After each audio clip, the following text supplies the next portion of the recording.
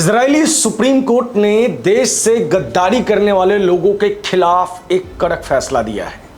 अब सवाल उठता है कि क्या भारत में कभी ऐसा हो पाएगा? इजरायली सुप्रीम कोर्ट लोगों की नागरिकता छीन लेगा। सोचिए ये कितना कड़क फैसला है।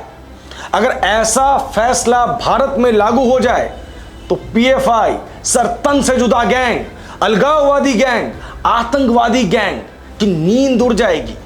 इसलिए आज का हमारा बड़ा प्रश्न है कि क्या भारत में कभी ऐसा फैसला लागू हो पाएगा? नमस्कार, मैं प्रभात रंजन मिश्रा, आप देख रहे हैं द मनमौजी। आज हम बात करेंगे इजराइल के उस कानून के बारे में जिस कानून ने 56 मुस्लिम देशों की नींदों को उड़ा दिया है, और सवाल पूछेंगे आपसे कि क्या आप भी ऐसा कोई कानून चाहते हैं। इजराइल की सुप्रीम कोर्ट ने नागरिकता को लेकर ऐसा फैसला सुनाया है कि 56 मुस्लिम देशों की नींद उड़ गई है। आतंकवादी बिल में घुस गए हैं।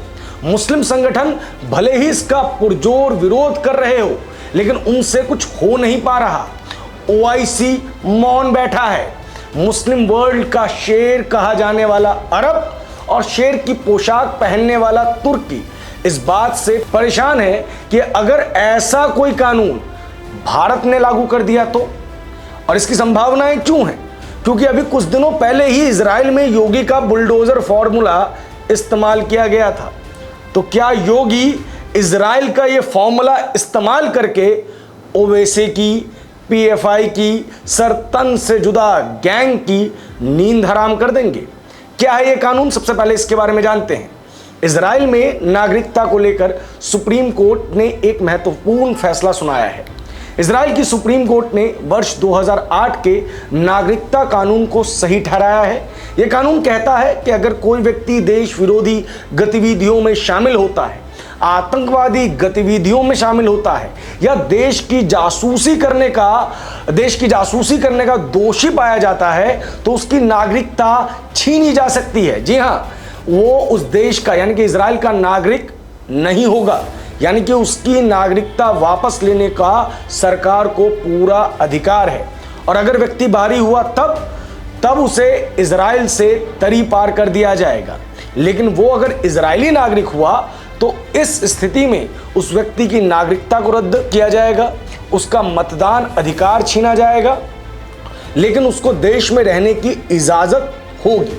इसके लिए उसे आंतरिक मंत्रालय से एक रेजिडेंसी परमिट जारी करवाना होगा। मतलब वो देश में तो रहेगा, लेकिन देश में उसे किसी भी प्रकार के मौलिक अधिकारों से वंचित रखा जाएगा। ना वो वोट दे पाएगा, ना ही सरकारी सुविधाओं का लाभ उठा पाएगा। अब चूंकि ये फैसला बहुत बड़ा है और भारत पे इसका क्या इम्पैक्ट होगा, हम इसके बारे में भी चर्चा करेंगे। लेकिन फैसला इतना बड़ा हुआ है तो इसका विरोध भी शुरू हो गया है। लोगों ने इसे अपार्थाइड कहना शुरू कर दिया है, यानी कि वो कानून जो दो नागरिकों के बीच में भेद पैदा करता है, डिस्क्रिमिनेटरी होता है ये कानून। आपको बता दें कि आयरलैंड के कुछ लोगों ने पैलेस्टाइन के लोगों का समर्थन किया है। अब इस पूरे के पूरे कानून में इजराइल की बात हो रही है तो फिलिस्तीनी क्यों कूद पड़े हैं, इसके बारे में भी समझ लीजिए। इस फैसले के बाद वहां की सरकार और फिलिस्तीनी मूल के नागरिकों के बीच एक नया संघर्ष शुरू हो गया है। इजराइल में अरब अल्पसंख्यकों के लिए काम करने वाले संगठन का आरोप है कि इजराइल इस कानून का प्रयोग फिलिस्तीनी मूल के लोगों के खिलाफ करेगा। एक अनुमान के मुताबिक इजराइल की आबादी में फिलिस्तीन मूल के नागरिकों की संख्या करीब 20% है।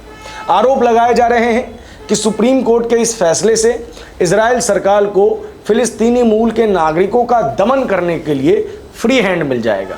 फिलिस्तीनी मूल के लोगों के विरोध प्रदर्शनों को देश विरोधी ठहराया जाएगा और इससे आधार बनाकर उनसे उनकी नागरिकता छीन ली जाएगी और उन्हें देश से बाहर निकाल दिया जाएगा। मैंने आपको सारे कानून की बात बताई। इस कानून के अंदर सिर्फ एक ही चीज़ कही गई थी, देशद्रोही, देश के खिलाफ काम करने वाले या देश की जासूसी करने वाले, इनकी नागरिकता छीनी जाएगी। अब इसकी सत्यता क्या है ये जान लीजिए। एक कहावत है, चोर की दाढ़ी में तिनका। सरकार कानून बनाती है देशद्रोहियों के लिए, अपराधियों के लिए, लेकिन पेट में दर्द कुछ और लोगों को शुरू हो जाता है। इसके पीछे की वजह साफ है, उनकी मानसिकता देश विरोधी है।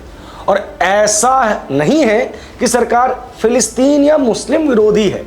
नागरिकता शर्तों के साथ छीनी जाएगी।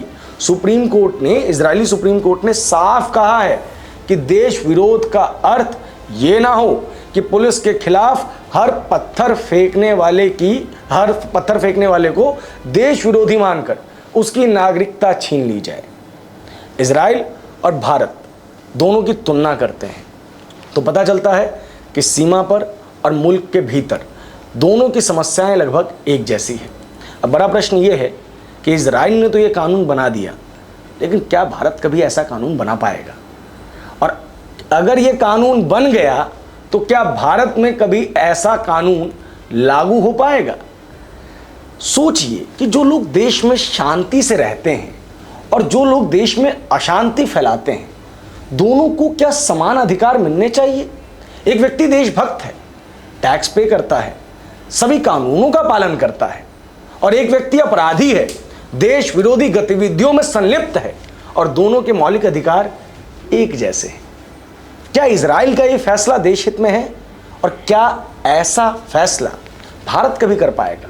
और अगर भारत कभी ऐसा फैसला करता है तो शाहीन बाग की वही स्थिति होगी जो CAA NRC के बीच में हुई थी।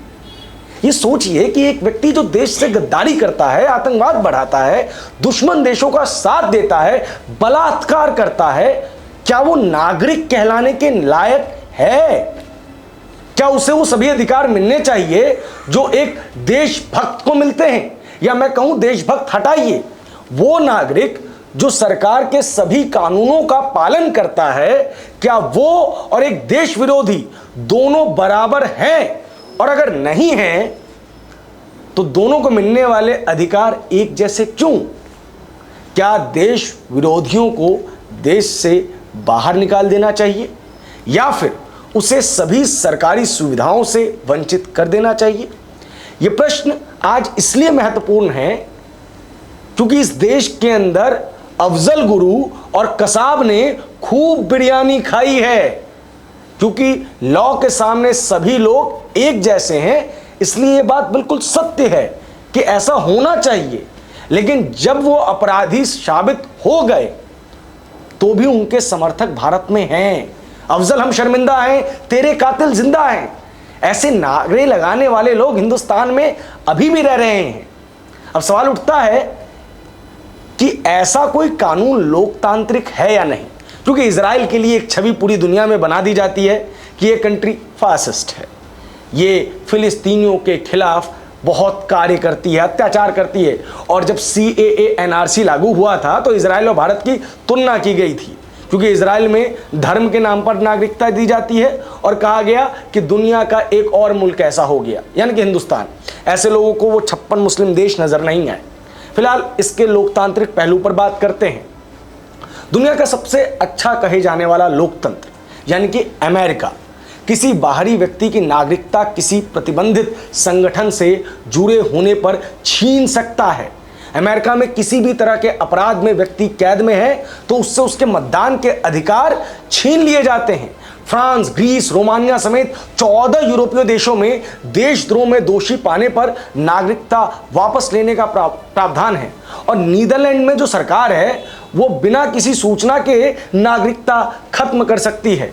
तो अब मैं आपसे पूछना चाहता हूं कि क्या भारत में ऐसा कानून बनना चाहिए? आपकी इस पर क्या राय है? क्या आप सरकार से ये डिमांड करेंगे कि देश विरोधी ताकतों के ऊपर इस कानून की चोट हो?